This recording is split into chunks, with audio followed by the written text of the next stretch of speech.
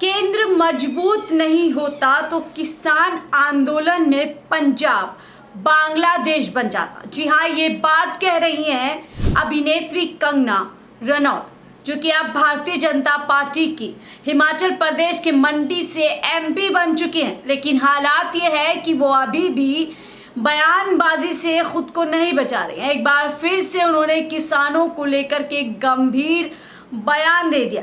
ये वीडियो उनकी तेजी से सोशल मीडिया पर वायरल हो रही है, जिसमें वो कह रहे हैं कि यदि शीर्ष नेतृत्व मजबूत नहीं होता तो आज बांग्लादेश हालात हमारे देश में किसान कर देते। जी हाँ, हमारे देश के अन्नदाता किसानों के लिए एक बार फिर से कंगना रनौत ने जहर उगल दिया। आपको याद होगा, कंगना रनौत लगातार अपने विवादित बयानों के लिए जानी जाती हैं। पिछली बार उन्होंने किसानों में पहुंची महिलाओं को कहा था कि वो 100 रुपए लेकर के पहुंच रहे।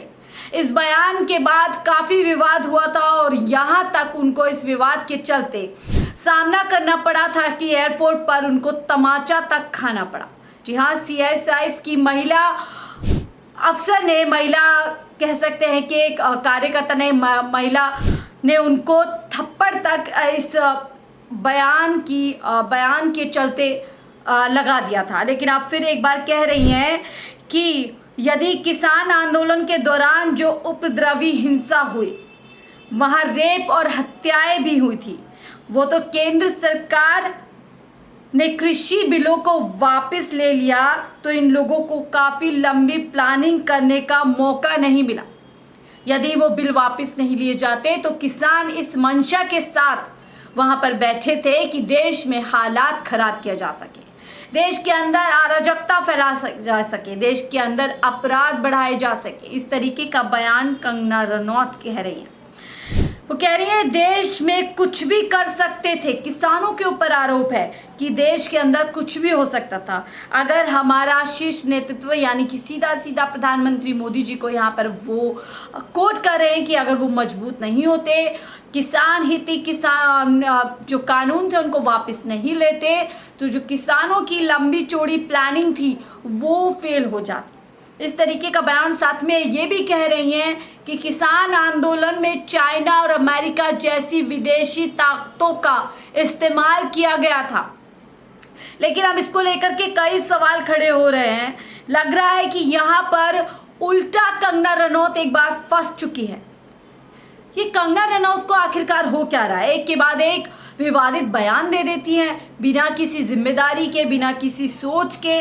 और अब यहाँ पर देखिए, कांग्रेस की सुप्रिया श्रीनेता हैं, जो कि कांग्रेस की नेता हैं और सोशल मीडिया मैनेजर एक आप तरीके से कह सकते हो, यहाँ पर बड़े सवाल उठा रहे हैं। क्या ये कंगना की निजी राय है या भारतीय जनता पार्टी की राय है जो किसानों के लिए इस समय बोल रही है? क्या सिर्फ कंगना को ऐसा लगता है कि किसान किसी लंबी प्लानिंग, किसी लंबी साजिश के साथ प्रदर्शन में बैठे थे, या फिर भारतीय जनता पार्टी को ऐसा लगता है? वहीं एक और सवाल उठा रही है कि यदि भारतीय जनता पार्टी सरकार ये मानती है कि किसान आंदोलन में अमेरिका और चीन हमारे देश की के अंदर अस्थिरता कर रहे थे, यानी कि इन्वॉल्वमेंट थी, तो क्या सरकार को इस बारे में मालूम था? अगर मोदी सरकार को लगता था कि विदेशी ताकतें हमारे देश में अंदरूनी मामलों में दखल दे रही हैं, तो इसके बारे में क्या कदम उठाए गए? ये मेरा भी सवाल है। कंगना यदि आज इतना बड़ा आरोप, गंभीर आरोप किसानों पर लगा रही हैं, तो आखिरकार इसकी बुनियाद क्या है? क्या किसी ने कंगना को इनपुट दिए हैं जिन आधारों पर वो ये आरोप लगा रही है? एक और सवाल यहाँ पर बनता है। देखिए, किसानों को बीजेपी नेताओं ने बहुत अपशब्द कहे हैं, सिर्फ बीजेपी, और इसमें सबसे टॉप लिस्ट में नाम अगर किसी का आता है तो कंगना रनौत का आता है।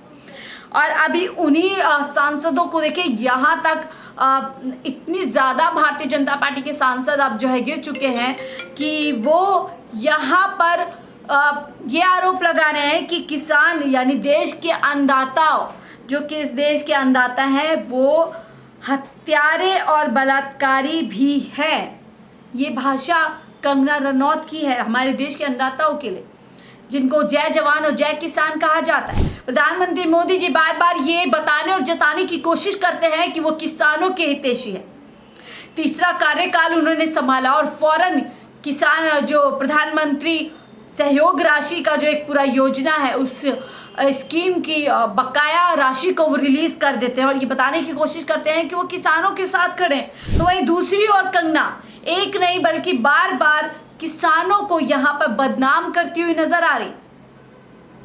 पेशे से अभिनेत्री हैं और अब मेंबर ऑफ पार्लियामेंट बन चुकी है। कौन आखिरकार उनको इस तरीके की परमिशन दे रहा है और उन पर एक्शन क्यों नहीं लिया जा रहा है? क्यों वो बार बार किसानों को यहाँ पर बदनाम करने की, किसानों को यहाँ पर अपमान करने के लिए कोई भी कसर नहीं छोड़ रही? आखिरकार कंगना रनौत करना क्या चाहती हैं? किस तरीके का माहौल वो देश में बनाना चाहती है? क्या उनको इल्म नहीं है कि किसान इस देश में कई महीनों तक प्रदर्शन में बैठे थे, लाठियां तक खाई थी, गोलियां तक खाई थी? बताया जाता है तकरीबन 700 से 800 किसान शहीद हुए। क्या कोई किसान महज इस तरीके की अराजकता फैलाने के लिए अपने घर परिवार को, अपने काम को छोड़ कर के धूप में, पानी में, बरसात में, चलती हुई कड़कड़ाती हुई सर्दी में अपना घर बार छोड़ कर के सड़कों पर बैठेगा? ये सवाल हमारा कंगना रनौत से है आखिरकार। लेकिन देखिए अब देश के अंदर क्या यही वजह थी कि भारतीय जनता पार्टी को इस बार के चुनाव में मुंह की खानी पड़ी? 240 सीटों पर सिमट गई जो 400 का दावा कर रहे थे, लेकिन अभी भी कंगना बाज नहीं आ रही है। लेकिन लगता है अब जहां पर हिमाचल प्रदेश में अब चुनाव हो चुके हैं, लेकिन अब हिमाचल प्रदेश में भी जल्द ही चुनाव होंगे और इसी बीच अभी हरियाणा के अंदर चुनाव है। बहुत ज़्यादा किसान हरियाणा से आते हैं। पंजाब के किसानों ने पहले ही बता दिया पंजाब में क्या हालात भारतीय जनता पार्टी के लोकसभा चुनाव में रहे, हम सब ने देखे।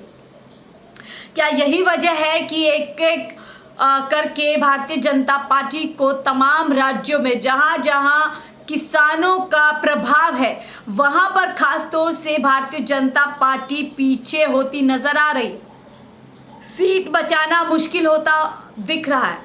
तो हरियाणा चुनाव में भी क्या यही हालात रहने वाले हैं? मुझे लगता है निश्चित तौर से हरियाणा के किसान जवाब देंगे कि आखिरकार किसानों पर इस तरीके के गैर जिम्मेदाराना जो बयान कंगना रनौत दे रही है उसके लिए जिम्मेदार पूरी की पूरी भारतीय जनता पार्टी है।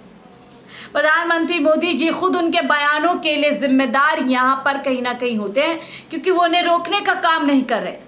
शीर्ष नेतृत्व का काम होता है कि वो ध्यान रखे कि उनकी पार्टी में, उनके कैबिनेट में कौन नेता किस तरीके के बयानबाजी कर रहा है, और इससे किसी भी समाज के किसी भी वर्ग की जो भावनाएं हैं वो तो आहत नहीं हो रही।